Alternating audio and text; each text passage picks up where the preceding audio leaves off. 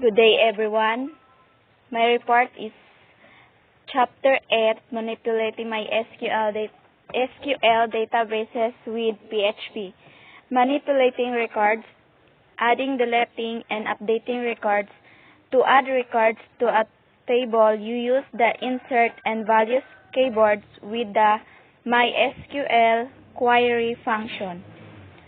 When you add records to a table that includes an auto-increment field, you omit the column name and value from the list. To add multiple records to a database from an external file, you use the load data statement with the name of the local text file that contains the records you want to add. Returning information on affecting records using the MySQL affected rows function.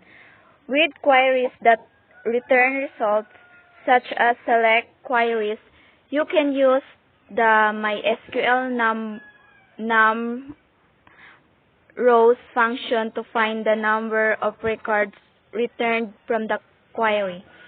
With queries that modify tables that do not return results, such as insert, update, and delete queries, you can use the MySQL affected rows function to determine the number of affected rows.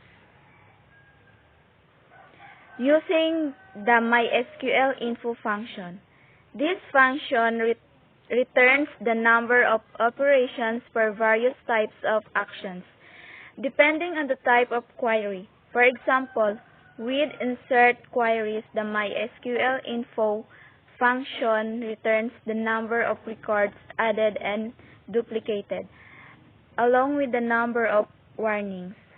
For example, with insert queries, the MySQL info function returns the number of records added and duplicated, along with the number of warnings.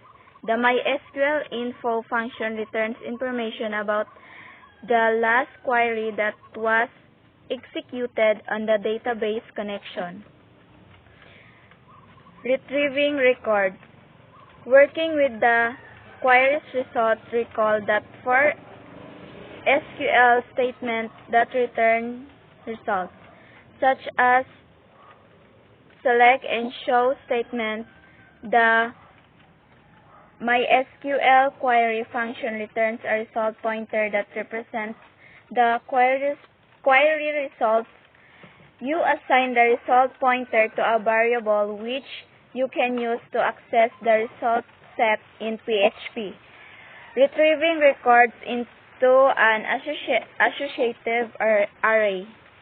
The MySQL fit as stock function returns the field in the current row of a result set into an associative array and moves the result pointer to the next row.